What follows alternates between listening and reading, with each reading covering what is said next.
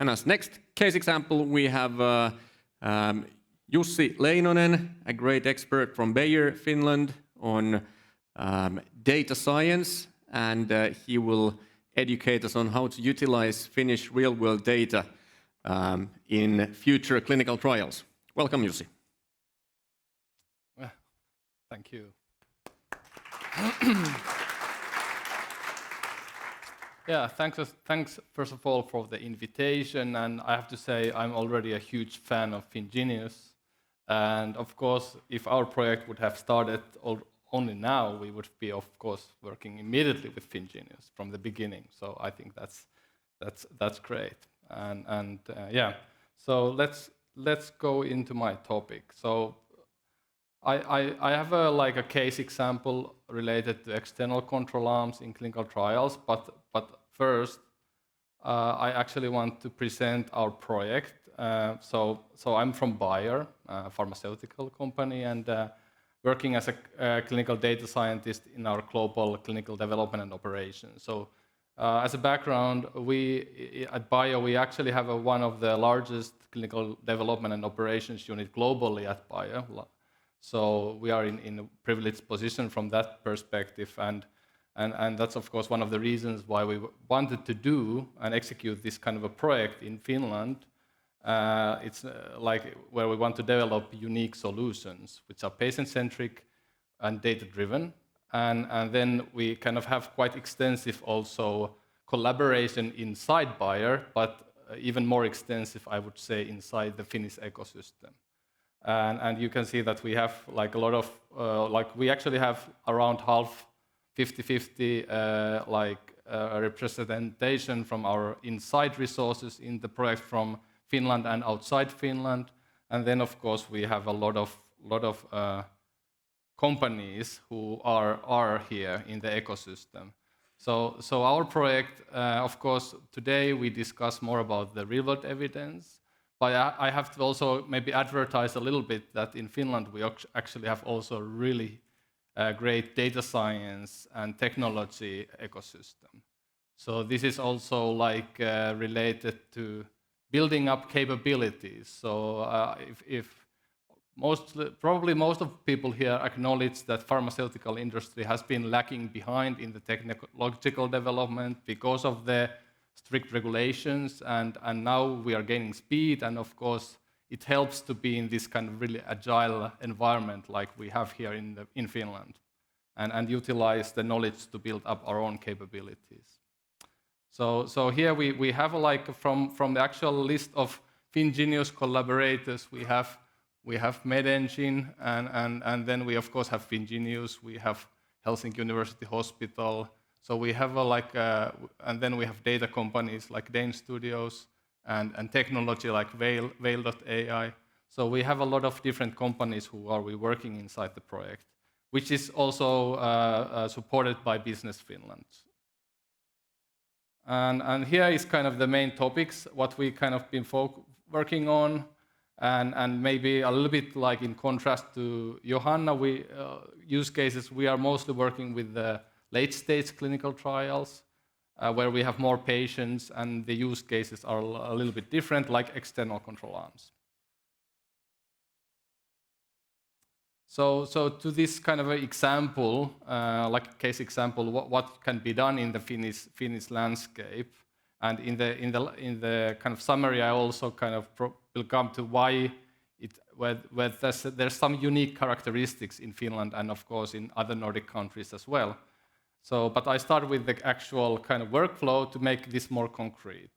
So we didn't work with Fingenious, we worked with FinData, which I think it's great that FinData is also together with us in the Fingenious. So that really makes sense because there is different things you can do with FinData as well, and it should be somehow combined under one umbrella. So basically, the feasibility is the first step. I actually really like the how Johanna said, the deep dive feasibilities. I think that's actually huge opportunity if we can do it well, and it looks like we could take like a lead there, even globally, how to execute those. So I think that's actually was quite painful endeavor to do feasibilities because in pharma we always like that, you know, we have to be fast and we have to choose quickly where we do things. So that's really important. Then of course we have the study preparation, study permit, and with FinData, and then working with the data itself, doing the actual analysis. And here I think the take-home message could be also that we in Finland actually, like it was said, the regulations, we know we like rules and laws and everything. So it makes sense in this environment because when we have now the secure data processing environments established, for us at pharma, it feels also really comfortable because like in this workflow where this is kind of quite complex, but like I'm just stating here that we are using many registries combining with EHR data, which is unique in Nordics, but also like the interesting point is that like maybe the top down right that we actually bring our own clinical trial data to the same environment in the secure data processing environment. And for us, it's not easy thing to do. Like we are not really comfortable of moving our data to somewhere else. But because of this like highly regulated environment, we are able to do that. So I think that's something unique, which is like not available in every country, you could say. Just going to the data sources, so we are using electronic health record data, but also national registries, which I like this web page, finregistry.fi, so please go and see to understand maybe better what kind of a longitudinal data we have from registries. But like we are using multiple registries and combining with our unique IDs together, so to get a really nice holistic longitudinal view on the patients.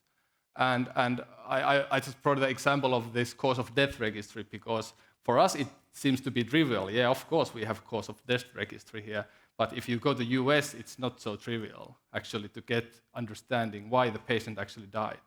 So these are kind of example what we are using. And this is now goes a little bit more technical, but I'm just saying that it's also complex projects what we are executing, because on the top you can see that we are doing multiple steps in data processing in this secure data processing environment, Capseli. But then we also have to do the same thing actually with our trial data inside Bayer, and in the end we have to move the data and do the integration, which is also like something where you need a really deep expertise, both in real-world data, real-world evidence and real-world data, and in the clinical trial data. So I would say that without collaboration, we wouldn't have managed this. So we have had really good and collaborations here in Finland. So this I will skip. It's too technical maybe here, but in summary, like of course, as a pharmaceutical industry, like a conservative expectation is that using this kind of external control arms, and I won't go to the definition so deeply here, but it means basically that we could replace part of the control arms in trials with real-world evidence, which would lead to lower patient numbers needed for trials, could have a really cost and time savings for trials, which would mean, of course, not only cost savings, but also time to market, like meaning that patients would get the new drugs faster. So this is a conservative estimation, like 10 to 20%.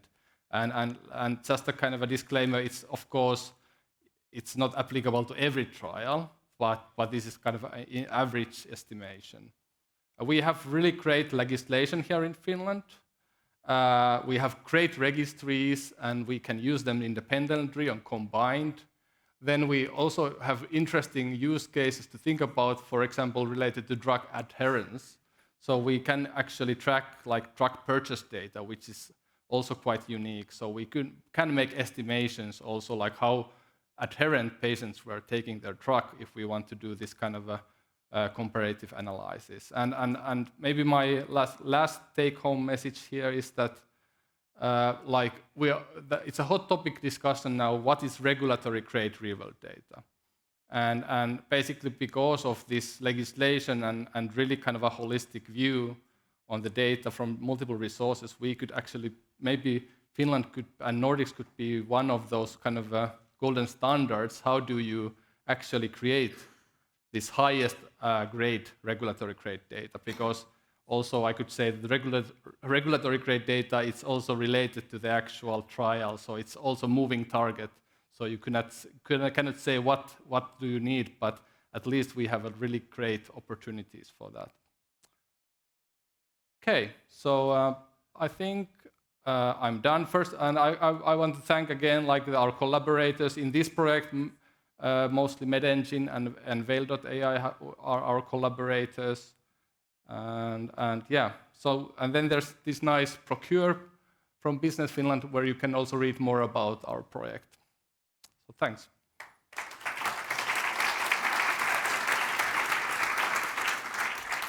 Thank you, Jussi. Very exciting and insightful, and clearly an angle where Finland can be a very exciting place and a leader in the world.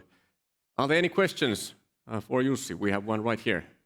Jussi, please tell me your data collection system. I can speak it very quiet. But you could use the microphone so then also our online audience would hear. Please tell me, what is the architecture behind it? Is it a semantic website, or how do you handle the data collection? Okay, so this is a historical control arm, meaning we are using the historical data, not doing a prospective collection. So basically it's of course collected by FinData from multiple data sources who are owners of the data. A very good question through Menti. So can you comment on how the regulators, the FDA or EMA, feel about using a synthetic control arm? Yes, so there is actually a really high, they are pushing the industry to go to this direction. There is really interesting use cases already done and doing in both organizations. And also FDA has been also doing quite promising, I would say, advice and guidance on using also European data for their decisions. So it's actually also possible really to think about global usage of Finnish data, but I have to say that it's only it doesn't make sense usually for a regulatory approval to use data from one country only, and it's probably not even accepted. So also in our case, we actually are doing this also with US data, and of course in the future you would want to see that this you could do in many other European countries as well.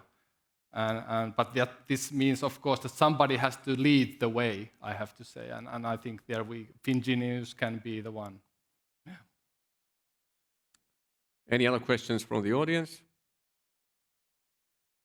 I think we have time for one quick one from Menti. You mentioned up to 20% savings by taking this approach. So how would you... Yeah.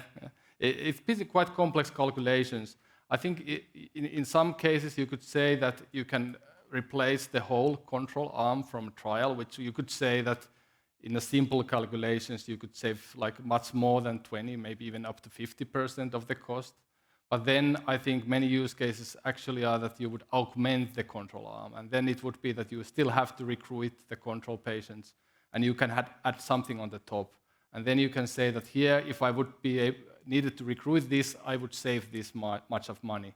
But there is no consensus. I have to say it has to be done maybe some kind of a retrospective analysis on this, that how much, what has been the usage and also the success rate for getting these approvals.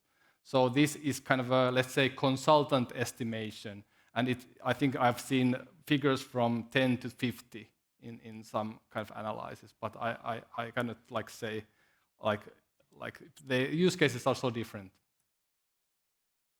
Makes sense. Thank you so much, Jussi. This was very exciting.